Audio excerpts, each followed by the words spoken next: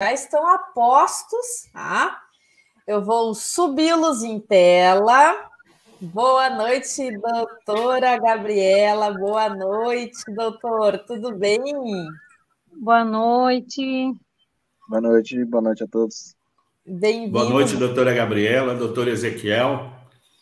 Muito obrigada. Obrigada. Bom, nós estamos aqui com vocês que são feras num assunto do qual nós estamos lutando bravamente desde o início, né? Que é a questão dos presos políticos. Vocês estão aí na linha de frente, na associação dos familiares e vítimas de 8 de janeiro, né? E o doutor Ezequiel também faz parte. E aqui vai as boas-vindas do Jornal da Cidade Online, Jornal da Noite. E a primeira pergunta, né, meus doutores que estão aí, agradecendo desde já essa luta incansável por quem precisa. Como estão presos políticos inocentes nesse momento? Primeiro, muito obrigada pelo convite, né? Como a gente já vem falando, é muito importante que nós tenhamos esse espaço para a gente demonstrar a verdade e as ilegalidades e as violações que vêm acontecendo desde o dia 8 de janeiro. Então, muito obrigada pelo convite.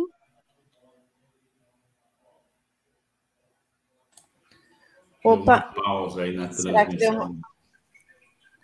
Dependendo do lugar, acho que daqui a pouquinho ele... Voltou, Pois não, doutora. Doutora, a senhora é de Curitiba? Não, eu sou do Rio Grande do Sul. Era, boi. Nossa, gaúcha, tia, eu tô aqui também. Qual cidade vocês estão, doutora? Eu sou de Santa Rosa, mas nós estamos em Brasília. Eu sou presidente da ASFAV e o doutor Ezequiel, aqui de Brasília, é o advogado da associação. Que coisa boa, doutora. Minha família é de Santo Ângelo, eu sou gaúcha também, estou aqui em Porto Alegre. E a minha advogada, a doutora Ana Caroline Cibucci, conhece ela? Não conheço. De onde que ela é? Ela é também uma das advogadas que está com 70 assistidos, né, dos presos políticos. A gente criou uma ação em janeiro. Ela está me defendendo de uma intimação de Lula contra mim. E aí, conversando com ela sobre os presos políticos na época, a gente iniciou uma linha de frente. E aí foram várias linhas de frente pela soltura dos presos políticos, né? Mas pode falar livremente. Oi, pode falar. Se me permite, a criação, a ideia da criação da associação, um dos propósitos foi exatamente este, que é de congregar essas diversas fontes de trabalho. Porque nós temos colegas de todo o Brasil, porque as pessoas que foram presas aqui, as mais de 2.000 pessoas, elas provêm de diversas partes do nosso país. Então, a gente percebeu as pessoas lutando em várias frentes de trabalho, com um advogado tem 20 assistidos, o outro tem 50, e a gente não via uma organização para poder acessar as instituições, acessar os tribunais, as instituições que podem agir de alguma maneira, principalmente o Congresso, através dos parlamentares. E a ideia de criar a associação foi exatamente para que a gente pudesse congregar, também dar uma assistência para as pessoas que foram libertas, ou suas famílias que estão passando por essa situação complicada. E graças a Deus a gente já tem hoje, começamos a divulgar há 2 semanas, e já temos aí mais de 100 famílias que estão sendo assistidas pela associação, e o nosso objetivo é justamente unir forças para que possamos trazer a justiça para essas pessoas. Maravilha, doutor. E como está a situação desses presos políticos? Quantos presos políticos nós temos? Como está a vida deles dentro dos presídios? Qual é a informação que vocês podem nos passar que a mídia não expõe? Nós temos 233 presos, né, dentro dos presídios, e aí tem mais 1.500 presos com tornozeleira, né, porque não estão em liberdade plena. Mas os que estão dentro dos presídios, como a maioria das pessoas são réus primários, pessoas que nunca responderam processo, muitas pessoas com comorbidades, idosos, a gente sabe que o sistema prisional ele não tem a capacidade de atender as demandas dessas pessoas, né? Então, assim, há muitas pessoas doentes, a gente tem vários relatos de desmaios, né, de Então, assim, a situação vem se agravando, não só questões de saúde, mas também todos os dias ocorrem novas violações, né? Jurídicas, processuais, né? Então, é muito complicado o que a gente está vivendo, e nós agradecemos por ter essa oportunidade de demonstrar, porque é um dos únicos meios que nós temos, advogados, de recorrer contra essas injustiças que vem acontecendo, porque no processo estamos calados, né? No meio da política também não está sendo fácil, né? Eu vi vocês comentando antes sobre a CPMI, né? Nós sabemos o que está acontecendo, não estão respeitando o princípio básico, que seria da oposição, né? Que tivesse uma voz. Então nós estamos vendo que não temos a esperança, sim, de poder demonstrar algumas coisas, mas não sabemos a real como que terminará, né, essa CPMI. Então, nós, para que a gente tenha voz e consiga mostrar o que vem acontecendo, é importante esse trabalho que vocês estão fazendo. Como é que se chama a associação? A Associação dos Familiares e Vítimas de 8 de janeiro, ASFAV. E vítimas... Vocês já tiveram oportunidade de fazer um Instagram, alguma coisa assim, uma forma de contato?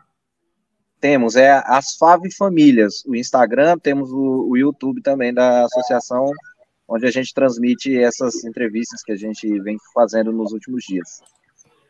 Tudo bem. Agora, indo para a área mais técnica, doutor, eu imagino, eu não sou advogado, mas convivo muito com advogados, por causa da minha atuação em campanhas eleitorais, e tem advogados aqui em São Paulo, no estado onde eu estou, que estão até evitando pegar... Antes, há 10 anos atrás, os advogados adoravam ir para Brasília, nas Cortes Supremas, defender um momento de valorização, também cachês mais altos. Hoje, eu sinto que muitos advogados estão evitando pegar causas, independente dessa questão do 8 de janeiro, causas comuns que migram para cortes superiores. Muitas bancas aqui de São Paulo falam, melhor contratar um advogado de Brasília e tal.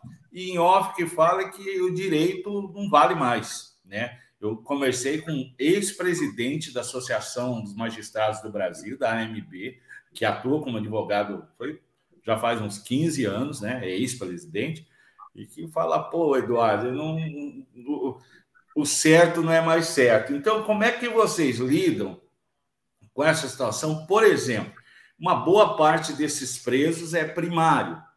Eles nem poderiam estar lá, né? Pelo pouco que entendo de direito, porque não houve um flagrante, não houve audiência de custódia individualizada, e mesmo a audiência de custódia que teve veio limitada porque não podia ser liberada. Então, teve alguns causuísmos nesse processo. Se eu estiver errado, vocês me corrijam, que eu queria que vocês explicassem como é que vocês estão lidando com isso, porque parece que o sistema está realmente contra essas pessoas e, por consequência, contra os advogados delas, que são vocês. A gente que advoga na área criminal, a gente já tem uma dificuldade muito grande, porque a lei ela é passível de interpretação, não deveria ser, mas infelizmente, principalmente os tribunais superiores, eles têm interpretado a lei ao seu bel prazer. E esse caso especificamente é o caso de maior número de violações com que eu já me deparei nessa década que eu trabalho na área criminal.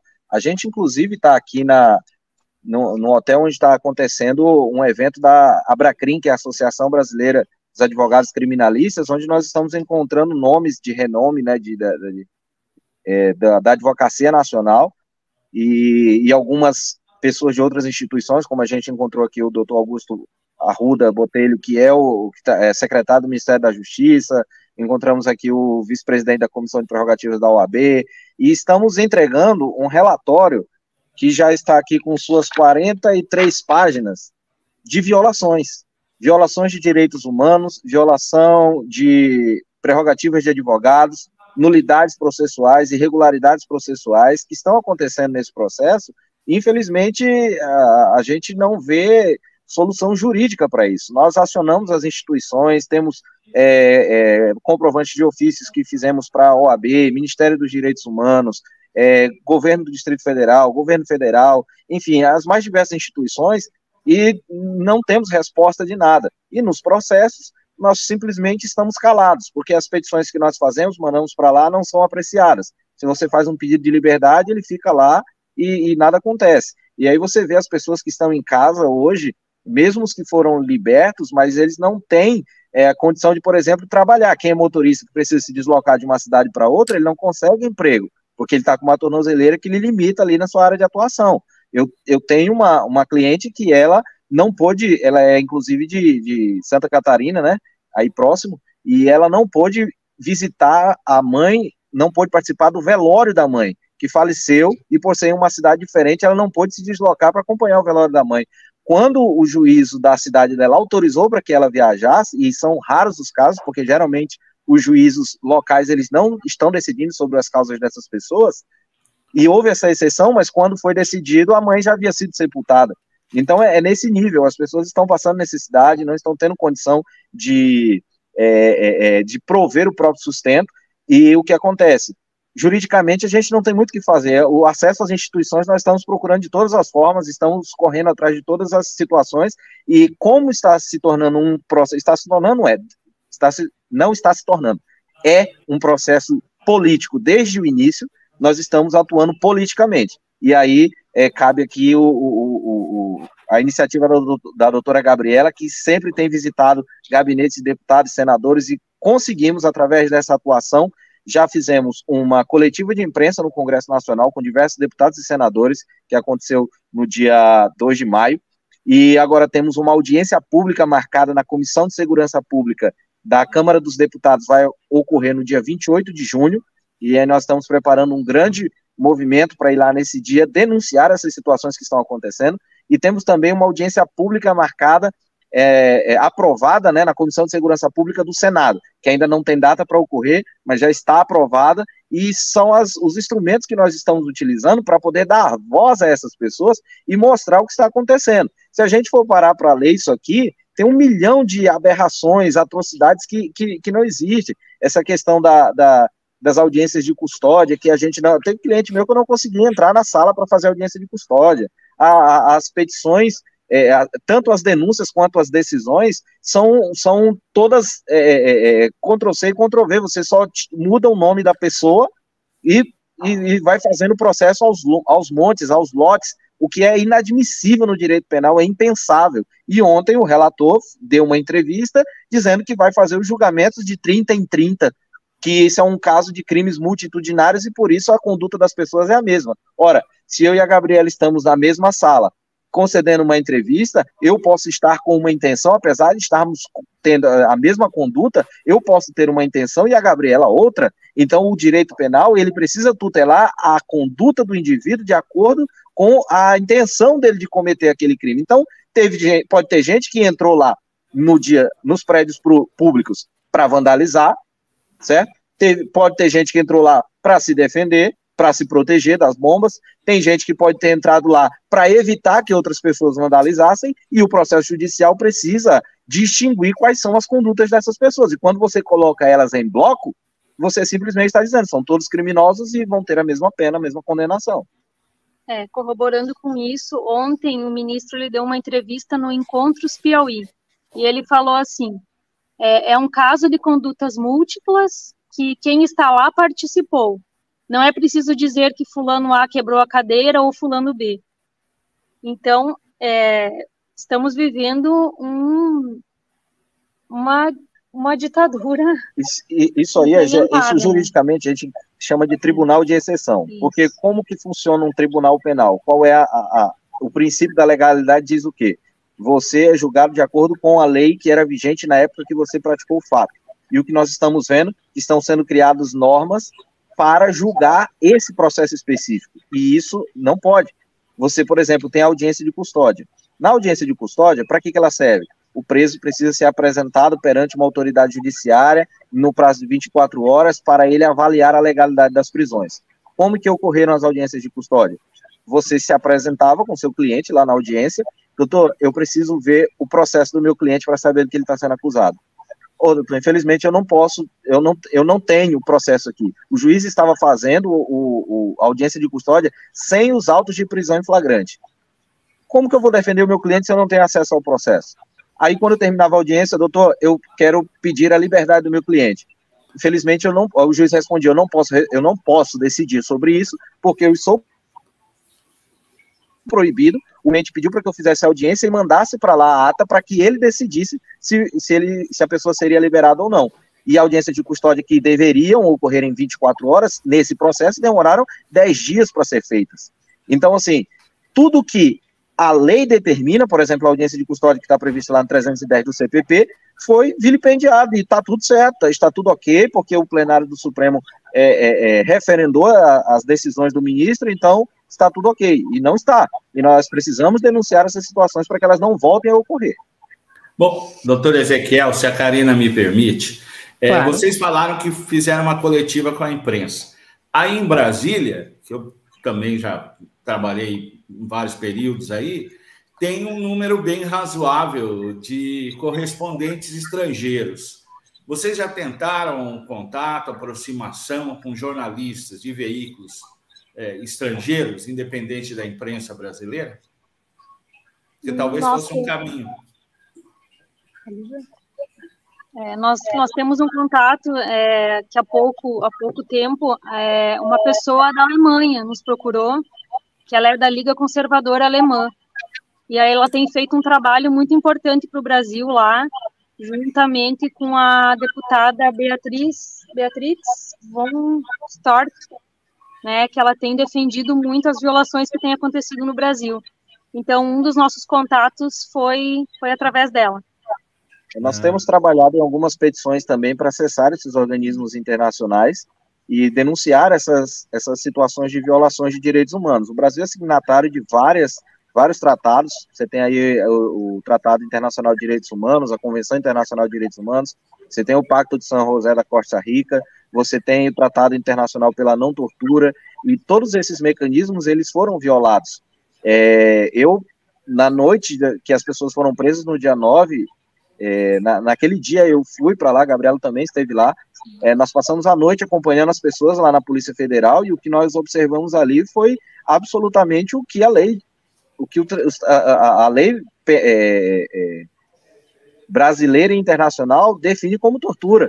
Você viu ali pessoas que estavam desde de manhã cedo sem se alimentar, foram comer às 4:30 da tarde. Você tem pessoas que foram colocadas dentro de ônibus e ficaram circulando aqui dentro de Brasília por horas sem ter acesso a banheiro, sem ter acesso à alimentação, pessoas idosas com comorbidades, menores de idade, e quando chegaram na Polícia Federal foram colocadas dentro de um galpão e passaram a noite lá sem saber o que iria acontecer. Elas não sabiam sequer que estavam sendo presas, porque a Polícia Federal e o Exército chegaram no acampamento e disseram: entrem nesses ônibus que nós vamos levar vocês para um local para vocês fazerem a identificação e vamos liberá-los. E as pessoas entraram nesses ônibus e chegando lá na Polícia Federal, eles estavam sendo presos. E só souberam que estavam sendo presos na manhã do dia 10 em diante, ou seja, depois de 24 horas de presos é que eles souberam que lhes foi dado voz de prisão, e houve pessoas que somente no dia 11. Então, foram momentos assim terríveis que as pessoas viveram lá dentro, e teve gente que simplesmente não suportou essa pressão psicológica. Eu tenho um cliente que cortou os pulsos lá dentro da Polícia Federal. Então, assim, eu tenho um vídeo, a gente colocou a foto no relatório, mas nós temos um vídeo lá, a pessoa teve que ser atendida aqui no Hospital de Sobradinho. Então, assim, isso é o absoluto conceito de tortura. E essas situações têm ocorrido desde o primeiro dia até o dia de hoje, permanecem, e a gente está preparando um documento, uma petição, para remeter para os organismos internacionais. Alguns parlamentares também estão se dispondo a nos ajudar nessa luta, porque aí você tem um peso político maior, né? E nós estamos sim nessa iniciativa, porque aqui no Brasil, infelizmente, a coisa já está bem mais complicada. Com certeza. Antes de fazer a próxima pergunta aos doutores, eu faço parte também de um projeto com a jornalista Ana Semin, e hoje foi publicado no site Sempre Foi Pelo Brasil, tudo junto.org. Holocausto Brasileiro, prisão e ímpetos suicidas, já que no primeiro momento houve, né, tentativas de suicídio, aqui nesse noticiário feito pela minha querida colega amiga Ana Maria, há um relato de uma presa política que está agora em regime domiciliar, que não deixa de ser uma prisão, afinal de contas não sabemos o que é liberdade de fato. E ela comenta como foi o processo de tentativa de suicídio dentro da colmeia, tá? E é um artigo bem completo e complexo, porque é relatado em detalhes o que essa pessoa viveu. E acerca, né, doutores, dessa questão, é verdade que há dentro dos presídios pessoas em tratamento oncológico e com outras comorbidades que estejam sem tratamento? Confere isso? Nós precisamos ter contato assim com os advogados, né, dessas pessoas. Nós sabemos que tem pessoas com câncer, sim. Tem pessoas com câncer, tem autista, pessoas tem um autista preso. Autista. Tem mãe e pai com filhos menores de 12 anos, os dois presos. Né? Mas assim, dizer hoje aqui com precisão, né? Mas o sistema penitenciário, ele com certeza, dentro do que a gente sabe, ele não tem a capacidade de fornecer um tratamento para uma pessoa com câncer. Né? Então, nos primeiros dias, quando houve as mais de 1.000 prisões, aí havia pessoas com todos os tipos de situações. Eu tinha uma cliente que ela tinha câncer nos seios, ela estava fazendo tratamento, quando foi presa, ficou aí 3, 4 meses presa sem a continuação do tratamento, e a gente recebe esse tipo de denúncia com frequência. Entretanto, são muitas pessoas, e aí a gente está procurando apurar essas situações justamente para dar visibilidade a esse tipo de ocorrência, né, que está ocorrendo lá, para que a gente possa informar a população do que está acontecendo. Agora, o que nós temos certeza é que existem, sim, pessoas idosas, existem pessoas com comorbidades que estão sendo aprisionadas, e normalmente essas pessoas não ficariam presas. Veja bem, aquelas primeiras que saíram, que estão no inquérito 4921, que foram as pessoas presas no QG, a acusação delas é dos crimes de incitação ao crime, equiparado a incitar a animosidade das Forças Armadas, e associação criminosa. Esses crimes, se somados às penas, você vai ter aí 3 anos e meio. Um crime de 3 anos e meio de pena máxima, ele não dá prisão. Quando uma pessoa é condenada nesse tipo de crime, você faz uma transação penal, faz um acordo de não persecução penal, e essa pessoa cumpre a pena dela em regime domiciliar, ou cumpre medidas cautelares, mas nesses casos as pessoas simplesmente estão sendo julgadas como se fossem criminosos de alta periculosidade. Outra coisa, a questão da gravidade dessas medidas cautelares que estão sendo impostas. Você, para um criminoso contumaz, quando você sentencia ele ou submete ele a medidas cautelares, essa pessoa se apresenta em juízo a cada 30 dias, e as pessoas do 8 de janeiro estão tendo que se apresentar a cada 8 dias, toda segunda-feira ele precisa estar lá no fórum, como se fosse uma pessoa, e 99% dos acusados não tem sequer passagem pela polícia. São pessoas que nunca tiveram, e isso afeta sobremodo o psicológico deles lá na prisão, porque essas pessoas jamais imaginariam passar por uma circunstância como essa. Então, cada vez que a gente vai lá visitá-lo, para nós é muito triste, porque a gente sai de lá arrasado de ver aquelas pessoas sofrendo por uma situação que é absolutamente injusta. Doutor Ezequiel e doutora Gabriela, o ambiente carcerário, penitenciário no Brasil é extremamente perigoso. Para um contingente de pessoas, a maioria inocente, idosos, crianças, eles têm contato com os apenados profissionais, vamos dizer assim, ou eles estão separados da massa carcerária? Porque se estiver misturado é complicado, hein? Não, eles estão separados. Eles estão num bloco separado, sim. Eles não têm contato com presos comuns, né? Menos mal.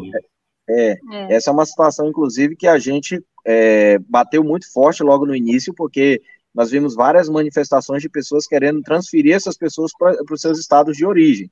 E a gente entendeu que isso não era viável, porque aqui eles estão em um bloco separado que eles estão alojados. Se você manda eles para os estados, você não tem garantia de que eles vão estar separados, vão ser colocados juntos com presos comuns. Então, dos males o menor, aqui eles estão separados, embora estejam longe de suas famílias, mas há uma diferenciação no local de alojamento deles. Menos mal. Eu também queria perguntar acho que para o doutor Ezequiel, que é aí de Brasília, né?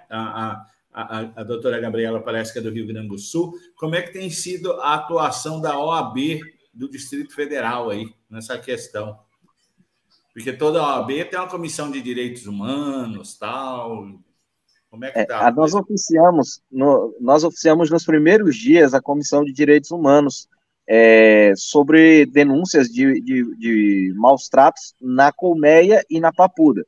Então, todos eles reclamaram da questão da alimentação, de comida que chegava estragada, de comida azeda, e uma das minhas assistidas que fez essa denúncia, ela falou que elas estavam 140 presas em um bloco só, com 3 lavatórios.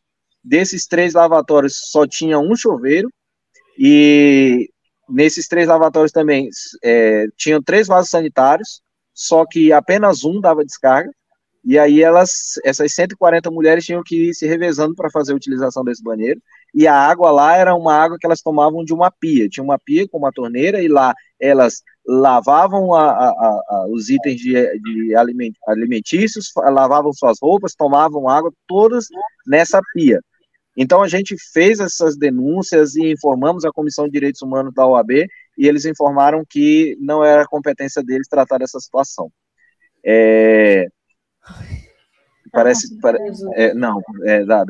Da OAB do DF. Comissão de Direitos Humanos para quê, né? Disseram que não era competência deles. Então, nós oficiamos ao Conselho da OAB do DF, informando dessa situação que estava acontecendo. Foi tombado o número de processo lá, mas até hoje, isso foi no começo foi em fevereiro, e até hoje a gente ainda não obteve resposta. Oficiamos também o Ministério dos Direitos Humanos, na pessoa do ministro Silvio Almeida, temos o número do protocolo. Também foi tombado o processo, mas até hoje não obtivemos resposta. Acionamos o Conselho Federal da OAB, através da ouvidoria, no dia 14 de fevereiro. Foi tombado o número de protocolo, também não nos foi dado resposta. No dia 7 de março, nós fomos lá no Conselho Federal da OAB, reunimos com o doutor Ricardo Breg, que é o presidente da comissão, presidente das prerrogativas dos advogados, informar também da dificuldade que nós estávamos tendo acesso. Nos recebeu, no dia 22 de março enviamos um ofício informando dessas violações de prerrogativas de advogados, também não nos foi dada resposta. Então, assim, nós acionamos todos os órgãos, temos tudo isso documentado, os órgãos competentes para tratar dessa situação, e até hoje ninguém tomou nenhuma providência. Olha, é muita indignação, porque eu estou vendo aqui no chat familiares de presos políticos que estão em regime fechado, e me faltam perguntas, assim, porque vocês acreditam, doutores, que haverá justiça? Eu acho que nesse ponto a gente diverge um pouco. É porque a Gabriela, ela tem um sentimento a mais envolvido, e por isso que ela é a presidente da Associação dos Familiares e Vítimas, porque ela é um familiar vítima desse processo todo, entende? Então, assim, a gente, por mais que você tenha experiência na advocacia, na área criminal, você conviva com esse ambiente, mas a gente também se abala, mas nada que se compare com quem está vivendo na pele. Então, Gabriela. Nós sempre temos que acreditar, né, que a justiça vai acontecer, né? Por isso que nós estamos empenhados, buscando todas as frentes possíveis. Confesso que às vezes a gente fica muito abalado porque não se vê uma luz no fim do túnel, né? Mas nós temos feito todo o possível. E aí essas manifestações, né, dos ministros, elas de fato nos preocupam. Por exemplo, assim, o ministro Barroso, ele deu uma entrevista há poucos dias, e ele falou que essas pessoas precisam ser recivilizadas, né? Que o STF ele é o guardião da democracia. Então, que essas pessoas que ficam lá orando são as mesmas pessoas que falam palavrões em frente às crianças. Então, assim, quem é que vai pagar a conta do sofrimento, do abalo emocional, dessa mancha na imagem dessas pessoas? Entende? Porque se os próprios juízes que estão julgando o caso, eles estão sendo parciais, eles já estão pré-julgando o caso, né, uma violação, então, da Lei Orgânica da Magistratura, Lei Complementar 35 de 1979. É vedado ao magistrado manifestar por qualquer comunicação opinião sobre o processo pendente de julgamento, né? Também mais uma violação, né, da própria Lei Orgânica da Magistratura, que inclusive isso pode gerar suspeição do juiz, né? Então, nós estamos vendo violações em cima de violações, descumprimentos de princípios, né, o princípio da presunção da inocência. Então, nós temos tentado, por todos os meios, buscar a justiça para essas pessoas. Temos, sim, esperança de que alguma coisa vai acontecer, por isso que tentamos peticionar no processo, não estamos sendo ouvidos, de fato. Buscamos os meios políticos, como se trata de prisões políticas, a gente precisa buscar né, a política. Estamos buscando as cortes internacionais, estamos recorrendo a todos os meios possíveis. Então, não nos falta força, né, coragem para enfrentar o que a gente vem passando. Com certeza. Quando a gente olha assim a curto prazo e observando o cenário que a gente vê hoje, infelizmente as perspectivas aparentemente são poucas, né? Mas nós temos força para continuar lutando. E isso a gente faz. Você vê que é um trabalho que, quando a gente escreve um relatório como esse, eu não estou aqui relatando os meus casos, eu estou relatando o caso da familiar da Gabriela. Não, estamos relatando aqui o que está acontecendo com essas 2.000 pessoas, porque isso é uma das maiores violações que já ocorreram na história do Brasil. E se a gente não se manifestar agora, nós vamos passar para a história como covardes, como pessoas que viram tamanhas atrocidades sendo cometidas e nós não nos posicionamos. Então, a nossa luta vai ser até o final para que até a última pessoa saia de lá de dentro daquele presídio e que essas pessoas sejam reparadas, ainda que não sejam reparadas financeiramente, mas reparadas moralmente, que essas pessoas sejam reconhecidas como cidadãos de direitos e como pessoas de bem na sociedade, que de fato são, e não ser tratadas como bandidos, como estão sendo tratadas pelo poder que deveria zelar delas, que é o Estado. Então, assim, embora a gente a gente ficou bem desanimado ontem, depois daquela sessão da CPMI, mas a CPMI é um instrumento que a gente tem para trabalhar essas situações. Nós temos aí audiências públicas, temos eventos que nós vamos promover e vamos continuar falando, e é um preço que nós estamos dispostos a pagar. Quando a gente vem aqui e coloca a nossa cara na frente dessa situação para tentar representar as pessoas que estão sendo caladas no meio disso tudo, nós temos ciência dos riscos, nós temos ciência do que pode nos custar, mas uma pessoa que tem um princípio moral de defender o que é certo e o que é justo, ela está disposta a pagar esse preço. E eu parabenizo a Gabriela pela coragem dela, parabenizo a vocês pela coragem de nos dar voz, e nós vamos continuar lutando, e esperamos que um dia nós possamos voltar aqui para dar uma entrevista e dizer que finalmente conseguimos resolver essa situação, porque a luta foi grande, mas valeu a pena. Eu quero aproveitar a presença de vocês, tem bastante gente no nosso chat, não dá para a gente anotar todos que estão diretamente envolvidos lá. Eu pude anotar a senhora Poli Lima, cujo filho dela está detido lá, e a Noemi Aparecida, a nora dela, Viviane, está lá e tem fora de lá um filho autista e outro filho com aquela síndrome dos ossos de vidro. são ossos de vidro. Então, são dramas muito grandes, é realmente uma situação de uma crise humanitária que estamos vivendo ali na Colmeia e na Papuda. Eu da minha parte, gostaria até de agradecer vocês e louvar o seu trabalho e a sua coragem. Pois não, Gabriel? Só do caso da dona Noemi, na verdade, o esposo, que é o cuidador da família, porque a dona Noemi já é idosa, ele que está preso, e os 3 familiares, a esposa e os 2 filhos, têm a doença dos ossos de vidro, né? Eles já tiveram mais de 15 fraturas, as crianças e a mãe, e o marido, que era o cuidador, que trabalhava também como entregador de iFood, está preso.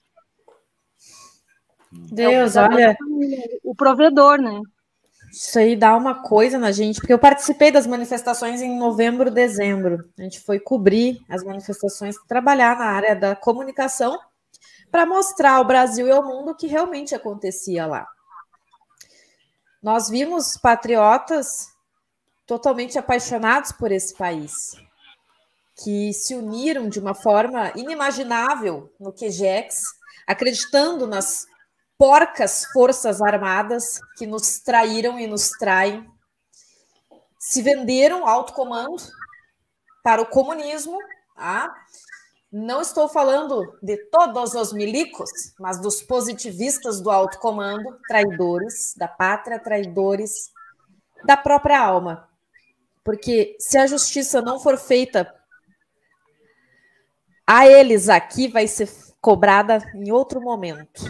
Vocês podem esperar, mas o dia vai chegar, porque o que vocês acometeram esse povo, o que vocês proporcionaram no dia 8 de janeiro, no dia 9, cercando o QGEX, proibindo as pessoas de voltarem para suas terras, porque o relato desse preso político, dessa presa política que concedeu a entrevista e está anônima ali no Sempre Foi Pelo Brasil.org, ela fala que o seu ônibus estava no dia 8 partindo para o seu estado e ela não participou do movimento nos 3 poderes, porque não foi todo o QGEX que foi para lá. E não, quando eu estava lá em novembro, dezembro, nós nos manifestamos na Esplanada, que é um palco de manifestação do povo brasileiro, com a delimitação da segurança pela Polícia do Distrito Federal, aí um grupelho financiado por alguém, um grupelho de pessoas mal intencionadas, provavelmente da esquerda, por óbvio, ou sabotadores, levaram a massa até os 3 poderes. Como vocês relataram no início da entrevista. Muitos se refugiaram dentro dos prédios e foram confundidos com esses marginais vandalistas. E agora nós estamos lendo familiares, que até então eu não conhecia, aqui no Jornal da Cidade Online, ao vivo, falando que está o filho lá, que está a amiga, que está o familiar. Enfim, eu tenho a Clio, a jornalista Clio, que foi torturada na colmeia, teve fratura, tá? Dente quebrado. Ela não participou do dia 8, mas ela foi presa porque alguém viu ela no ato contra a prisão do Cacique Sererê, que ocorreu no dia 12 de dezembro. Eu estava em Brasília nesse dia, voltando para cá, encerrando as atividades um dia antes, na última manifestação na Esplanada. E muito me intriga, doutores, a questão da tal da Ana Priscila Azevedo, que configurou uma guerra contra nós, jornalistas, que estávamos lá no podcast dentro do QG. Vocês têm notícia desta ser humano? Só sabemos que ela está presa na colmeia, né? Sabemos essa informação só, que ela está presa na colmeia, aqui em Brasília. Essa semana surgiu uma informação de que ela deporia na CPMI, que ela foi convidada para depor na CPMI, mas eu não sei quem é o advogado dela e não sei qual é o status dela, mas a gente não tem essa informação no caso.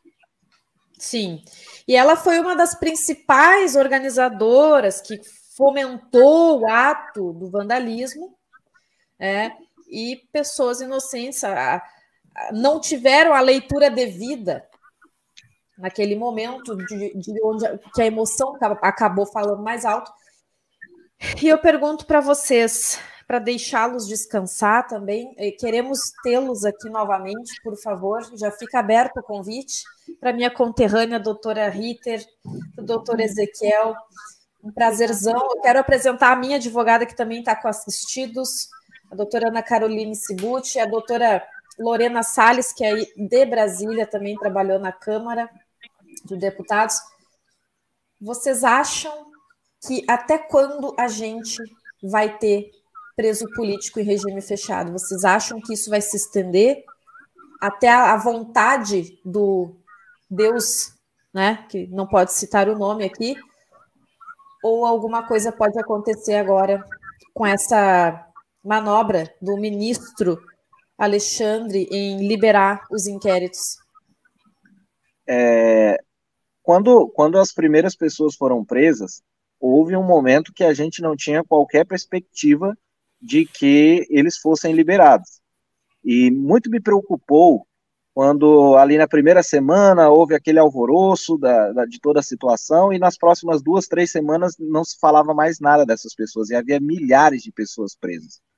Então, por conta disso, a gente começou a escrever esse relatório e enviamos para diversos deputados, senadores, os órgãos, as instituições, e graças a Deus, alguns parlamentares começaram a se movimentar e foram lá visitar as pessoas nos presídios, começaram a falar e o assunto voltou à tona novamente. Isso gerou pressão política no Supremo Tribunal Federal, que se viu naquele momento compelido a liberar essas pessoas, sobretudo as que estavam no QG. Hoje, a situação que nós temos lá são presos do 4922, pessoas que foram presas ali na Praça dos Três Poderes. E para ser sincero, hoje a gente não vê perspectiva de quando essas pessoas vão sair. Entretanto, nós estamos, assim como nós conseguimos cavar algumas situações que compeliram politicamente o STF a liberar aquelas pessoas, a fazer isso com essas pessoas que estão presas, essas mais de 200. Então, essas estratégias de pressão política, de CPMI, de audiências públicas, é justamente porque a pressão popular, para que a pressão popular, e a justiça não deveria se guiar pela pressão popular, mas infelizmente é o que está acontecendo, a pressão política faça com que essas pessoas vão para casa o mais rápido possível. Porque esse é o nosso primeiro objetivo principal, liberar essas pessoas que estão presas. Porque da feita que elas estejam em casa, por mais que estejam em condições terríveis, como são as que estão hoje com a tornozeleira eletrônica, a gente vai ter um respiro, né? Porque as pessoas que estão presas hoje estão ali numa situação terrível, porque o ser humano simplesmente não foi feito para estar naquele lugar. Tem também a questão das reanálises, né? Dos 90 dias, que vão completar agora, no mês de junho, os próximos 90 dias, né? Então, também pode-se ter uma esperança ali, porque eu sei que as famílias têm depositado muita esperança em pequenas doses, né? Pequenas coisas que vão acontecendo, tudo vira um motivo para que a gente tenha uma esperança. Então, pode ser que tenha algo ali, né? Nessa reanálise dos 90 dias. Com certeza. Doutora Ritter, doutor Ezequiel, nós temos muitas perguntas. Eu gostaria de saber se ficaria viável vocês retornarem na semana que vem conosco. Sim. A gente conversa, vai combinando, porque me espantou o número de comentários de pessoas. Meu marido continua preso, disse a Milena Lopes, injustamente. A Silvana Castro também está com o esposo preso, aí se manifestou. Sim. Aqui. E essa é a realidade, né? Porque quando a gente se depara com mentes pequeninas de pessoas que olham para um preso político e colocam-no como um leproso, nós estamos realmente fadados à injustiça nesse país. E isso é uma crítica que eu faço aos próprios membros da trincheira da direita, que acabam repetindo a narrativa mastigada, que violenta a capacidade analítica de um ser humano. Doutora Ritter, doutor Ezequiel, quero manter contato com vocês, quero apresentar o nosso nosso mutirão de jornalistas que estão levando os relatos mundo afora, traduzindo para outras línguas também, dos que estão podendo falar. Eu conheci no dia 4 de junho um preso político com tornozeleira. Na verdade, ele estava comigo em Brasília, eu conheci, não, eu revi ele. E, ó, Elane Santana também está com o esposo lá. Meu Deus, olha só, gente. É uma loucura isso. A quantidade de pessoas que a gente não faz ideia. O quanto esse processo ditatorial atingiu não só os familiares e amigos, isso atinge a cada um de nós. Porque daqui a pouco, por eu ser amiga de um fulano, ele vai lá e faz um auê. Ah, tu é amiga dele, não interessa. Tu também falou em algum momento alguma coisa contra nós, vai presa também. Nós temos exilados políticos, quero falar alguns nomes conhecidos. A Maura Rosa, o esposo também está preso. Meu filho estudante preso, ó, a Zemira, meu filho estudante de psicologia preso sem ter participado de nada. Sim. É uma loucura, gente. Meu filho também está preso, tem 3 filhas menores aqui, a Marilza. Gente do céu. É louco isso. Meu esposo também, ele tem... Meu Deus, então assim, eu até me perdi agora lendo os comentários, porque a gente fica pensando, gente, a gente acha que isso está muito distante. Mas aqui... E a associação visa acolher essas pessoas, né? Um dos nossos objetivos é unir forças, então é muito importante nesse momento que as pessoas nos procurem para que a gente possa dar voz, né? A quem está calado, e quando tem uma entrevista que tem a oportunidade, as pessoas estão aí se manifestando, né? Então, por isso, demonstra mais uma vez a importância da associação. Exatamente. Então, vocês têm aqui na nossa tela, tá correndo aqui uma mensagem, sigam as Fave Famílias no Instagram. Vocês têm site, doutora? Estamos organizando o site. Ainda não temos. O que nós temos hoje é o Instagram, né, que é as Fave Famílias. Temos o YouTube também, que é as Fave Famílias, onde a gente transmite algumas entrevistas que a gente tem concedido. E é a forma de contato. Aí chama a gente lá no Instagram, que a gente manda o link, tem um formuláriozinho, e a pessoa preenche, vai para a Secretaria da Associação, e lá a gente entra em contato para poder cadastrar os familiares para somarem com a gente nessa luta. Maravilha. Aqui está a minha amiga Ana Maria Semin, jornalista que está fazendo grandes matérias acerca da verdade por trás aí dessa cortina, né, de pseudo-justiça que a Suprema Corte e seus asseclas tentam impor. A Ana Maria colocou que o governo paga R$ 11,98 pela alimentação diária de um preso no Papuda, no Colmeia, 13 e 12. A Ana Maria, falei antes aqui, minha amiga, sobre o blog, né? O blog sempre foi pelo Brasil.org, o grupo de jornalistas que nós temos ali para poder disseminar e fazer com que as pessoas entendam a realidade. Não é naquele teatrinho do ministro Alexandre provando a comida e dizendo que estava tudo bem. Não é isso. Não. A Ana Maria, ela tem sido uma peça fundamental para essas pessoas. Ela tem feito um trabalho belíssimo. Ela vai ser lembrada por toda a história, né? Pelas pessoas. Muito obrigada pelas portas que ela abriu e ajudando essas pessoas de fato. É verdade. A Ana Maria tem sido parceira nossa, relatando essas situações. E eu acredito que só o fato de a pessoa poder contar a sua versão dos fatos, desabafar ali com ela, já traz para a pessoa um pouco de refrigério. Então, parabéns para a Ana Maria. Queria também aproveitar a oportunidade, se me permitem, para agradecer a todos os membros da associação que têm dado seu apoio, a diretoria da associação, que tem sido fundamental para que tudo ocorra bem. E uma especial congratulação para os colegas advogados. A associação ela tem os colegas advogados que estão ajudando nesse projeto, e não só aqueles da associação, mas os colegas advogados que estão atuando em favor dos seus clientes, que mesmo que não fazem parte da associação, mas estão também sofrendo na pele aquilo que nós estamos sofrendo, de violações de prerrogativas, de você não poder acessar os autos dos seus clientes. Até hoje a gente não teve acesso no inquérito 4879, que é o que originou tudo isso. Então nós já estamos aí quase concluindo os processos, e até hoje a gente não teve acesso aos inquéritos.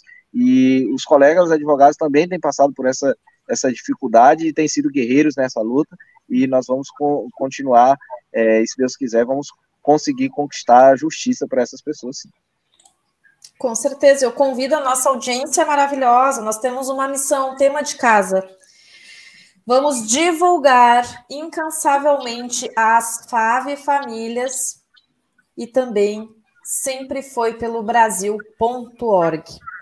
Nós vamos convidar a nossa amiga Ana Maria Semin para uma entrevista.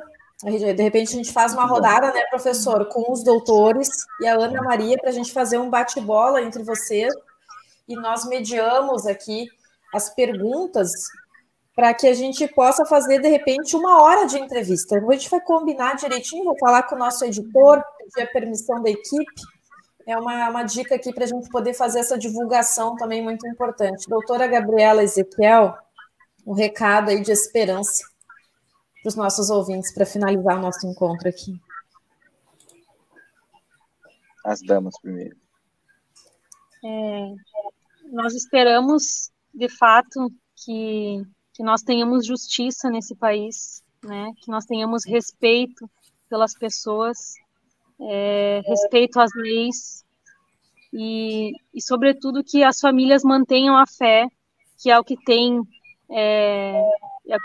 mantido essas pessoas em pé. Então, assim, nós estamos juntos, nós vamos até o fim, e eu tenho fé e esperança que, através das nossas ações também, nós conseguiremos conquistar a justiça. Eu não tenho dúvidas de que a nossa hora vai chegar. A gente não vai deixar que esses precedentes históricos que estão se abrindo, que eles perpetuem.